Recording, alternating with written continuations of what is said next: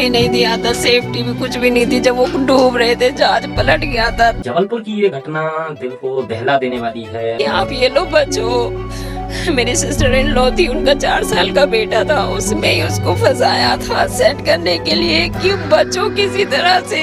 समय पर लग रहा था कि अपनी जान जाए तो जाए, मगर बच्चे को तनकसी खरोच न आने पाए।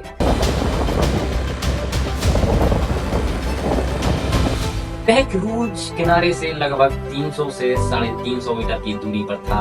जिस वक्त इन दोनों शव को बाहर निकाला गया तब पूरा परिवार वहीं मौजूद था। वे फूट फूट कर आखिर क्या गलती थी उस 4 साल के बेटे की? क्या रेस्क्यू टीम का सही समय पर नहीं पहुंचना? तेज तूफान आया था, लहरें, पूरा वो पलट गया था जहाज। छोटे बच्चा जो कि 4 साल का था, वो मेरी ननद ने अपने जैकेट में ही उसको फंसाया था।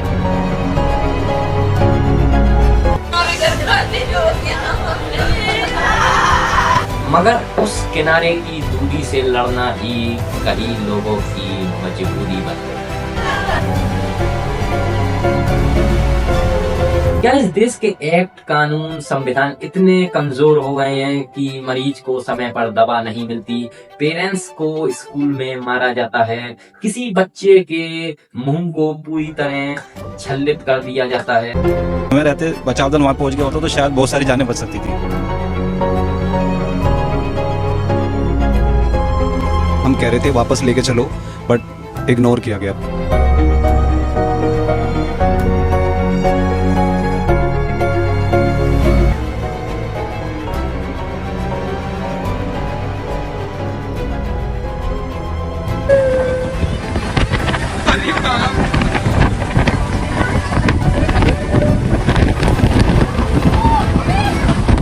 जबलपुर की ये घटना दिल को दहला देने वाली है। समय पर लग रहा था कि अपनी जान जाए तो जाए, मगर बच्चे को तनकसी खरोच न आने पाए।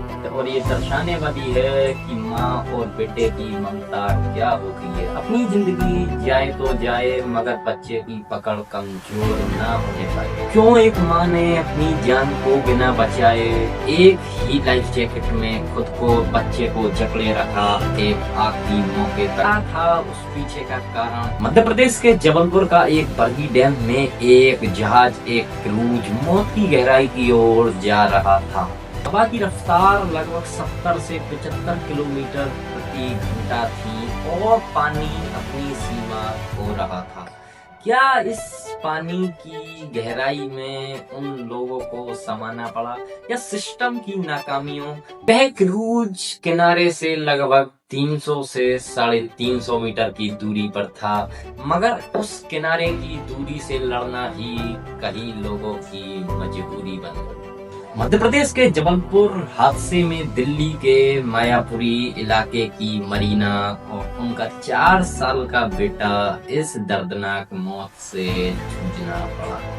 आखिर क्या गलती थी उस 4 साल के बेटे की? क्या रेस्क्यू टीम का सही समय पर नहीं पहुंचना या सिस्टम की नाकामियों की वजह से इस बच्चे और एक माँ और बाकी के 8 से 9 लोगों को इस मौत का सामना करना पड़ा? रिपोर्टर्स उनके घर पर गए तो उन्होंने बताया कि जीजा जी ने अपने मकान की ओपनिंग करवाई थी, जिसमें कि मरीना और उसका 4 साल का बेटा और 3 लोग और परिवार के उस फंक्शन में गए। और जब उस फंक्शन से लौट रहे थे शाम 5 बजे, तो क्रूज जब बीच में था, 300 से 350 मीटर किनारे पर दूरी पर था, तब एकदम आंधी और तेज हवाओं के कारण, जो कि 70 से 80 किलोमीटर प्रति घंटा की स्पीड से चल रही थी, उनके कारण काफी क्रूज में बैठे लोगों ने क्रूज चालक से कहा कि आप इसको साइड में ले लीजिए, आप इसको किनारे पर लगा लीजिए। मगर उनकी बातों को इग्नोर करने के बाद वह आगे तेजी से बढ़ता रहा,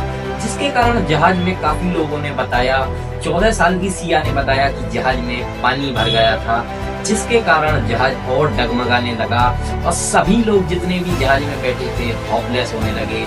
क्या जरूरत थी इतने लोगों को जहाज में भरने? थोड़ी सी धनराशि इतनी जरूरी हो गई थी कि कुछ लोगों की जान भी इसमें गवा दी गई।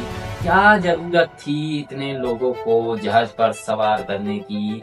क्या ये छोटी सी नाकामियों की वजह से आज सिस्टम को दोषी ठहराया जा रहा है? गलती थी उस 4 साल के बच्चे की कुछ लोगों का कहना है कि 40 से 50 पर्यटक इस क्रूज में उपस्थित थे, जिसमें कि 29 रुपए की टिकट काटी गई थी और 9 से 10 लोगों का शव अभी तक मिल चुका है। उस क्रूज वाले ने सिर्फ पैसे के लिए उसको नहीं सुनी किसी की। गांव वालों ने बोला था कि तूफान आने वाला है, मत चलाओ इसको आगे, बीच में मत लेके जाओ, लेकिन उन्होंने नहीं सुनी, किसी की नहीं सुनी। सब कुछ खत्म हो गया मेरे पर। कुछ लोगों का कहना है कि क्या इसको किस्मत या अनहोनी कहा जाए या सिस्टम की नाकामयाबी कहा जाए। क्या इस देश के एक्ट, कानून, संविधान इतने कमजोर हो गए हैं कि मरीज को समय पर दवा नहीं मिलती, पेरेंट्स को स्कूल में मारा जाता है, किसी बच्चे के मुंह को पूरी तरह छल्लित कर दिया जाता है। तो कभी इस तरह रेस्क्यू टीम का सही समय पर ना पहुंचने के कारण कुछ लोगों का जान गंवा देना। जौनपुर की ये खबर दिल को दहला देने वाली है और एक माँ और एक बेटे के प्यार को दर्शाने वाली है।